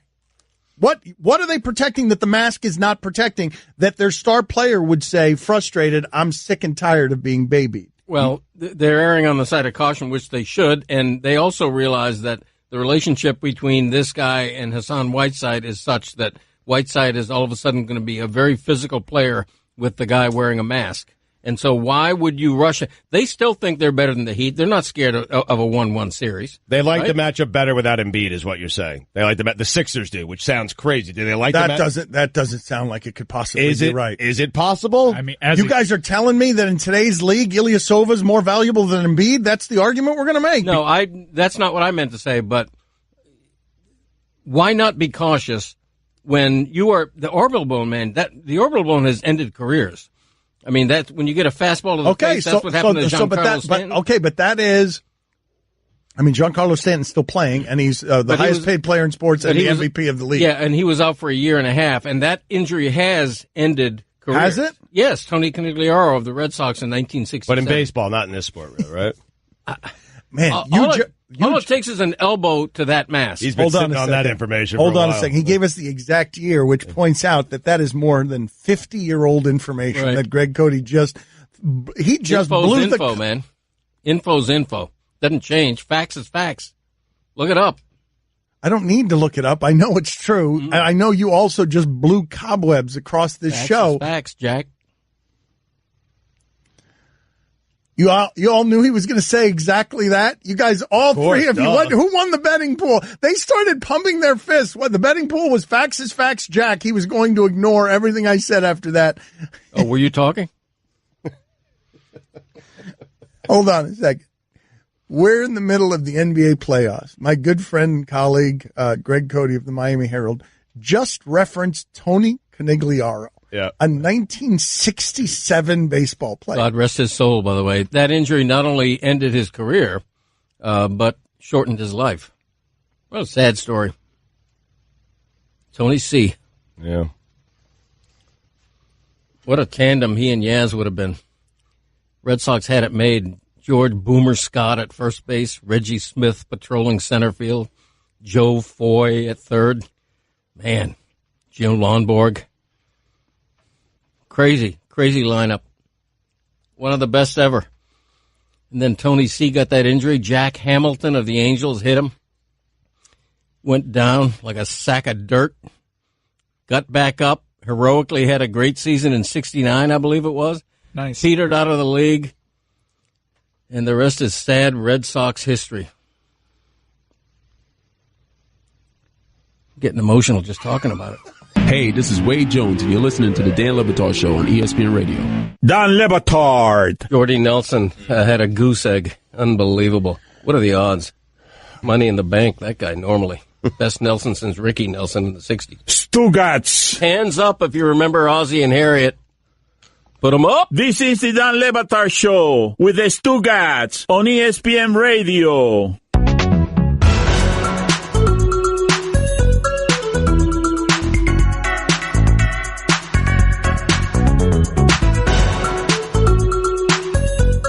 ESPN Radio is presented by Progressive Insurance. Guest on the Dan Le Batard Show appear via the Shell Pennzoil Performance Line. Here's your SportsCenter update. The Royals-Blue Jays game was postponed due to ice chunks falling on top of the Rogers Center's dome, causing roof damage. The Knicks are interviewing Mark Jackson for their coaching vacancy. And finally, Kanye West is writing a book about philosophy called Break the Simulation. Oy. For all the latest headlines and information, tune in the SportsCenter on ESPN Radio all throughout the day. Guillermo, put this on the poll, please, at Le Batard Show. A guy writes in, person writes in, Pablo Torre as a unanimous first ballot punchable face Hall of Famer. Put it on the poll, please, at Le Batard Show. Is Pablo Torre of soon-to-be of a television show, allegedly, on ESPN with Bomani Jones and ESPN the magazine, is he a first ballot punchable face Hall of Famer? Marty Smith has written in with a very important contribution to the show. He says peanut butter mixed into Greek yogurt will help you poop. Peanut butter mixed into Greek yogurt. Our thanks to Marty Smith for always chiming in. Sounds good. We've got a new segment around here that we're going to try. We have no idea when we swing, if we're going to make contact or we're going to swing and miss on funny. But we're going to take these big, giant Dan Ugla hacks.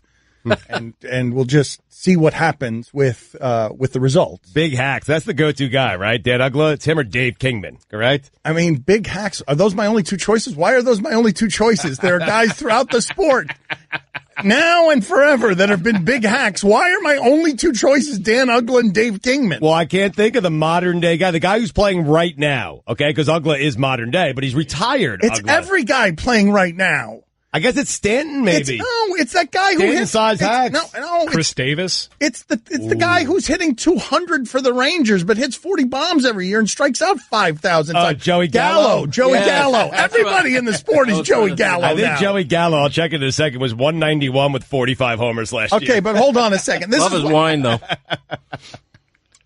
Loves the wine.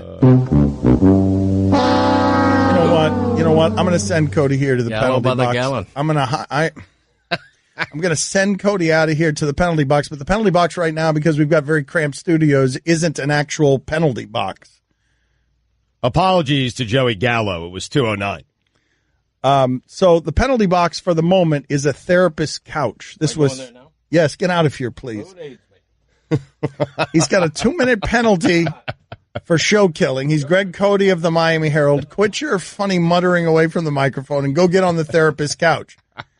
Now, I don't know how we're going to do this, Mike. How do you want to set this up? Does the therapist couch out there have sound? How do we get all of this set up? We were hoping for sound today, but too difficult to get done. We hope for sound for tomorrow. Okay, so we are in the communication industry, and I was told before the show that the sound would be ready. I've just sent Greg Cote out there, and we don't have any sound in a business where if people don't hear us, that's probably bad. Yeah, we were testing. The sound was working, and now it's not. Okay, We'll keep it out there, and we'll throw Greg Cote to the therapist's couch. And in the interim, I don't know what we could possibly do in terms of filibustering. How about my favorite color?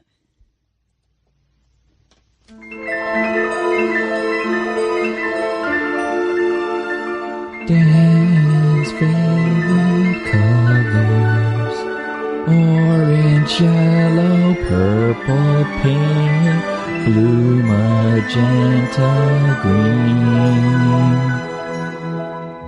Which color will he choose? Which color will he choose? Which color will he choose? Which color will he choose? Which color will he choose? Which color will he choose? Which color will he choose today?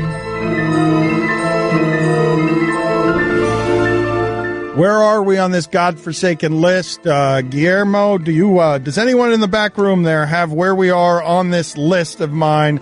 It is the 40 favorite colors in the history of color. We're at number 11 right now. I mean, unofficially, you have given us 11, but it's not official until the open place. What? No, because I already told you that 11 was navy and the 10 was mint cream. Now 11 is navy, and if you still want to go with mint cream, yeah, that will be tomorrow. We'll find out tomorrow. But if this list is so important, why is it that we didn't even do this yesterday?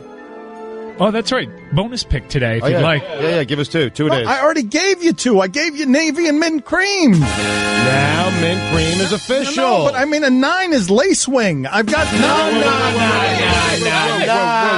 Whoa. Didn't hear it. 9. Didn't hear it. All right, so anyways, that's the list. That's where we are in the list, somewhere along the list. And should we go to Rick Springfield's favorite color? Well, but I wanted to go to Cody in the therapist couch. Can you guys call Rick Springfield real quick, please? Get Rick Springfield, 80s icon, Jesse's girl. Do. Thank you. And now the 16th or 15th favorite, okay. Springfield's favorite color. Love this. Orange, yellow, purple, pink, blue, magenta, green. Which color will he choose? Which color will he choose? Which color will he choose? Which color will he choose? Which color will he choose? Which color will he choose today? All right, so Rick Springfield's 20th favorite color was scarlet, 19 is purple, 18 is mango, 17 is puce. Now, he's already told us number 1 is turquoise, so I don't know why we're doing the list this way. But number 16th favorite color of Rick Springfield is? Apricot. I'm feeling hungry. Okay, all right. Excellent. Is it pronounced apricot or apricot? He does that weird. Apricot, yes. He says apricot. Yeah. Well, fine for Springfield and Dan. Yep. Why is it a fine for me? You said apricot. Yeah, Nobody pronounces it like that. Yes. Springfield was much closer. In fact, Springfield, you're fine. Dan, fine for you. Right. So Greg Cote was on the therapist's couch and the sound wasn't working out there, so he came back in here. What were you saying to the therapist? Just if we had done this visual bit when you were laying on the couch with the green screen and what was clearly a therapist's office, and if the microphone had worked, and if ESPN had sound that they could pipe down and allow people in radio to hear, what were you muttering to your therapist out there on the new therapist's couch? The therapist asked me, "How are you feeling?"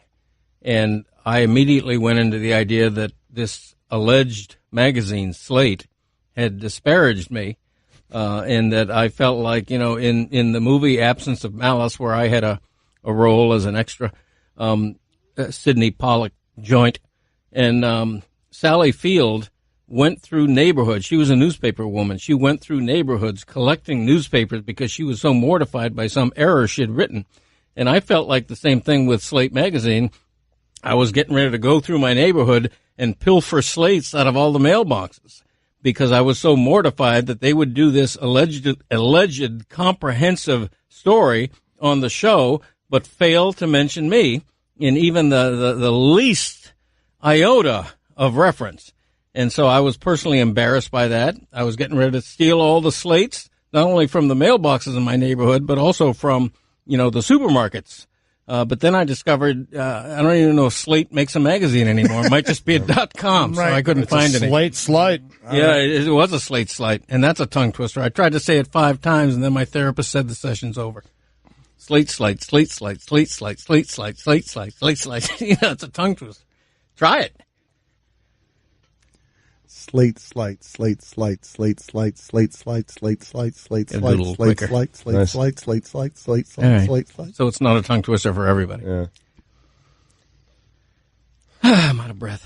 So what happened with the therapist? Because it sounds like you're just complaining that Slate wrote a big article about the show and you weren't mentioned in it. But what happened to the bit of what it is that you were going to, what is it that you're feeling about all this? I'd like to get to the source of your feelings. As someone who has criticized Dwyane Wade, and Dwyane Wade has come back at you and said, let's not get up in your feelings. Yeah. What are your feelings about this disrespect that Slate wrote a big article about how we're America's biggest and best radio show, and Greg Cote was never mentioned? Yeah, and by the way, I want to say that I apologize to Dwyane Wade personally, because I did regret that tweet.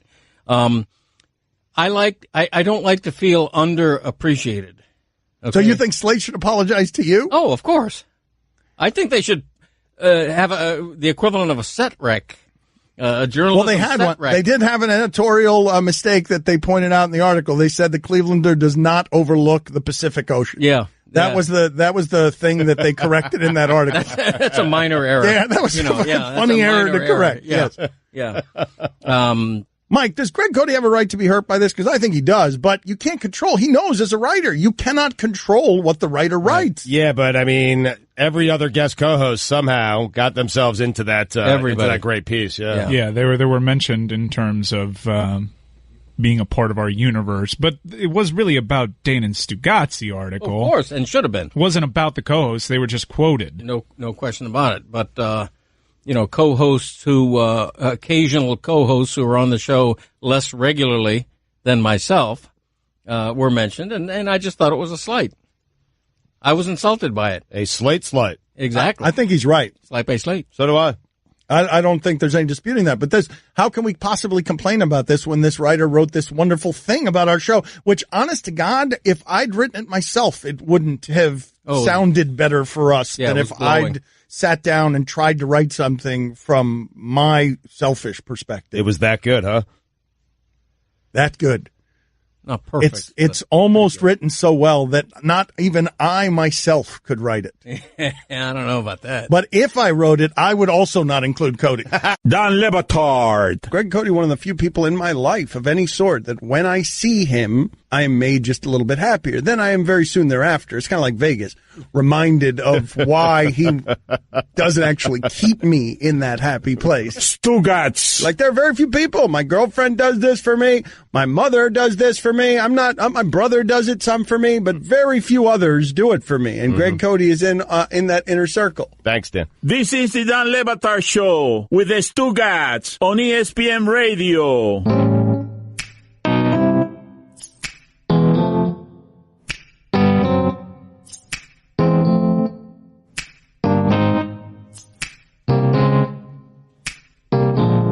Gabrielle Union last night tweeted publicly to her husband. Now, this is a couple that doesn't mind showing you on Snapchat that they've been up to some things.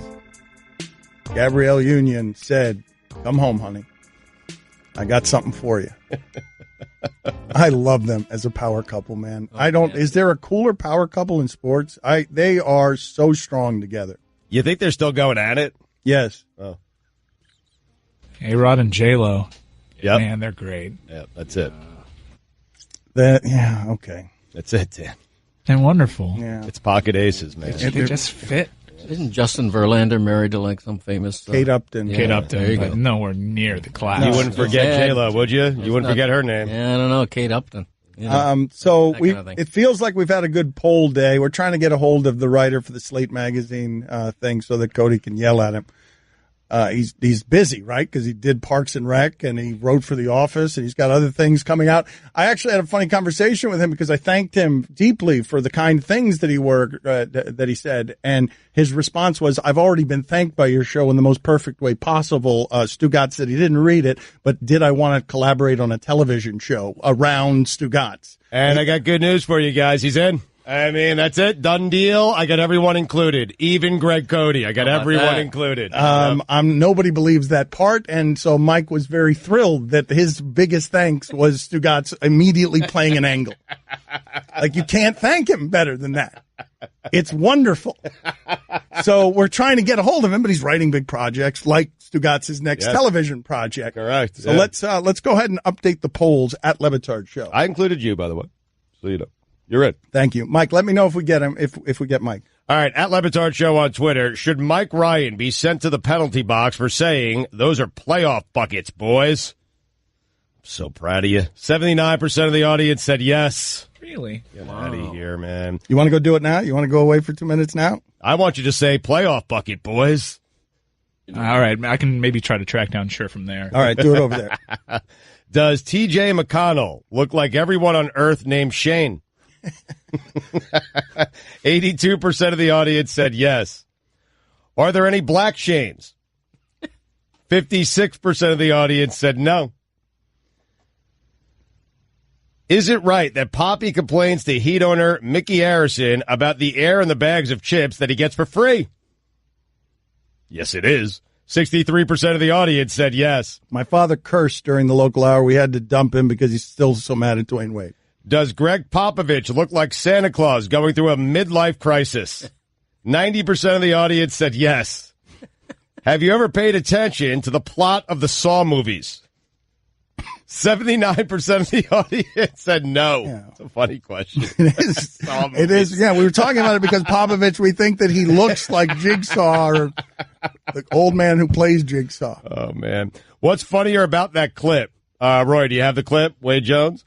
What's funnier about that clip? Oh, wait a minute. Yeah. Everybody back away from the microphones. It is the most magical Dwyane Wade clip anywhere in our arsenal. A city councilwoman after the 2006 finals, as a crowd gathers in an echoey auditorium, she forgets the name of the now famous Dwyane Wade. He's calm, collected, has a will to win because his name, of course, is Wade Jones. Who that is. Great. We'll never get old. I mean, right? it's just the best. It is simply the best. So what's funnier, Wade Jones or the reaction after? To me, there's no question about it. Reaction after. 57% of the audience said reaction after. Okay. I mean, but also Wade Jones as a name is funny because visually, again, he shows up at his accounting firm in a brown suit with a very thick, unkept mustache. I mean, you don't get one without the other, but if she said Dwyane Wade, the place would have erupted. Yes. Like, that's why. That's right. That's right. Cody, bigger or bitter? 77% of the audience, Greg, said bitter. Is death metal hockey guy funny? This is close. Oh, man. this isn't. Mike voted no on this. Mike doesn't want to do death metal hockey guy anymore. Bad news for Mike. 53% of the audience said yes. Wow.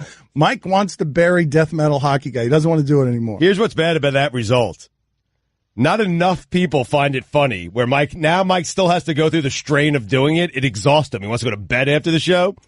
But half the audience doesn't find what he's doing funny. Right. And Mike, so the conflicted characters that live within Mike. Is there a Le Batard Show burial ground of retired bits? Because I feel like Soup of the Day should be right near the entrance. Oh, really? Yeah. I didn't do the back in my day today. It looks like Mike got a hold of Mike Shore there. So we'll see if we can go to this here to have Greg Cote beef with Mike in a second. We're going to have to stop the polls early to do that. All right. Did you know that Pearl Jam's original name was Mookie Blaylock? 68% of the audience said no.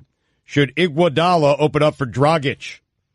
75% of the audience said yes. These are heavy metal bands, all right? Iguodala, Dragic, sports figures that have names that connote heavy metal bands. Quick ones here. Who is better, Dwyane Wade, Larry Bird? You got buried, Dan. 64% of the audience said Bird. Does Sean Penn have an unlikable face? 92% of the audience said yes. Those are the polls. All right, so Mike Shore is there, and he wrote this wonderful article about how we're the greatest thing in the history of radio, and he didn't mention Greg Cote here. It's Mike Shore. That's a fine. I thought I said that. You might want to you said Shore, and you might want to pronounce the man's name correctly. He's making a TV show about me. Okay, very good. So, Mike, thank you for joining us, and we appreciate it because it was a very flattering article that you wrote. But not to everybody. Yeah, well, see, here's the thing. Here's the thing. This is where we are with this. Greg Cote is embittered because the article mentioned everyone who has anything to do with the show, and Greg Cote's name was not in it except when his son got it. So was this an oversight by you? Was this something that you did on what? Greg, you think it was on purpose? You think it was on purpose? I have too much respect for this gentleman as a writer to think that he would not have done his due diligence. It would be like writing a comprehensive piece about national holidays and leaving out Arbor Day. All right, Mike, I just couldn't understand it. All right, Mike. Let him have it, Mike. Well, I'll say two things. Number one is you were in the article originally briefly, and then I had to make some cuts, and I thought it would be kind of funny to cut you out of the article. Oh, man. Oh, man. Cote, you have to hammer him on that. Well, I know he just made that up, but still I appreciate it. This was the Dan Le Batard Show on ESPN Radio. We live in a racist country.